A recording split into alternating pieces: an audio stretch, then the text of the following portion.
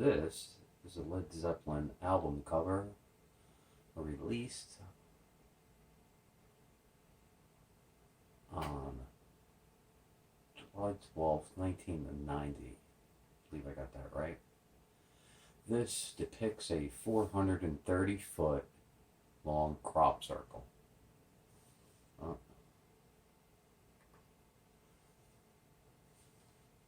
Actually, me personally, don't know. Doesn't look like a real one, but supposedly it is. The difference between a real crop circle and a fake crop circle is the stalks in a real crop circle are bent. In a fake crop circle, they are broken. This is what a normal crop circle looks like, and as you can see, there are stalks that are bent, and then they're done so quickly, they get blown out. So those are 3 examples of stalks. I believe they're wheat. The bent ones, that bend right there, they go up to 90 degrees. And there you can see 10 stalks from a single sample of lodged wheat lying in the same alignment for both photos. The top of pickle nodes closest to seed head uniformly bent, bottoms of second nodes. The expulsion cavities on lower nodes are on the same side of the stalk as the outward bends.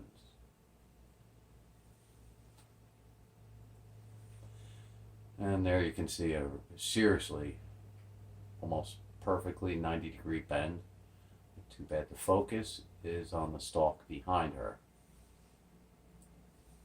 As you can see, this is a living stalk. Once they're bent, they continue to grow until they harvest.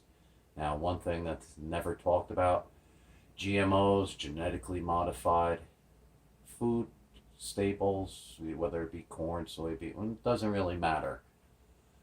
The crop that comes out of a crop circle, the problem is people are afraid of it. But if you take that crop, all grain or whatever the crop is, and then take that crop and replant it next year, you'll always find that the crop is more robust, hardier, larger, less likely to be infected. So let's say a blight comes and infects all your crop, the crop circle crop does not get affected. So why people have such a problem with these crop circles, I have no idea. All right, this crop circle right here came out in, I'll tell you in a second. Oh, they're right. In a crop of barley at the Barbary Castle Crop Circle on June 1st, 2008. That is the actual crop circle. Well, somebody said, well, we take our time and divide it into 12, but we have 10 fingers on our hand, not 6. Let's take the circle and divide it into 10 equal portions. And that's what it looks like. Now, with our records, normally with our records, we go from the outside inside. But somebody got the smart and said, well, let's start from the inside. So they started counting, and then they went 1, 2, 3, and then they noticed a jump, and then they said, okay, 1. So let's go back. You notice the decimal point is there, so 3/10 of the way around. Then all of a sudden there's a circle there, the decimal point, and then 1, and then 4, then 1, then 5, then 9. Then 2, then 6, then 5, then 4. So basically, this crop circle takes pi to the 10th place, which is amazing. Now, everybody wants to know what's making these crop circles. Are they aliens? Well, if you see one with broken stalks, those are the crop circle impersonators. Those are humans that are using boards and whatever means possible to break the crop. In this crop circle, these were all bent and the crop continued to grow until it was ready to be harvested. In those crop circles, those are made by balls of light. They're also known as energy beings. Going back to the time of Jesus, there was a group called the Essenes. They had contact with this group. In the Bible, it talks about water into wine.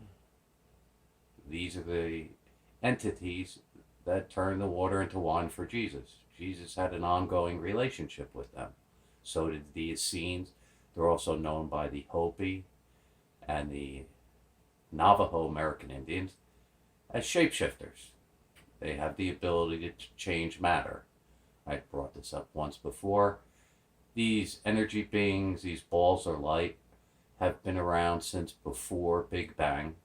If you look at the one video that I did on Valiant Thor, one of these energy beings from Venus decided to come here and see if he could help out this planet. He came here, he spent 3 years here in human form, and then went back into his natural state. When he was there, or I should say here, he told people that his race, I call them God's minions, have been here since before the Big Bang, and they're on every single planet and sun throughout the entire cosmos. They are God's hands, arms. They do God's bidding. I call them God's minions. I mean, you can obviously see they're able to make crop circles in seconds, and they're so intelligent.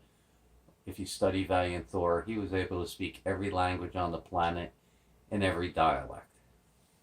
All right, let's move forward. What else have they done? Well, they did a crop circle in Morse code, and when it was translated, it said "No more war." And it was on June 6, 2014, at Chilcombe Down, and it was the 7th anniversary of D-Day. Isn't that a small coincidence? Then they also did one on July 31st, 2012 at Windmill Hill, and they used ASCII, not Morse code, and they just did peace. And then there was one May 30th, 2007 at Yatesbury, where they did No More War once again. Then on June 6, 2004 at Gypsy Lane, No More War. So these things are very smart. Then they also did another one. They called this crop circle the Star Extractor, and when they found it on May 26, 2014 at Buckle Street, they were like, what does that look like? And there it is. This is how you get the bullets out. Remove the bullets from guns. No more war. That's what this crop circle indicates.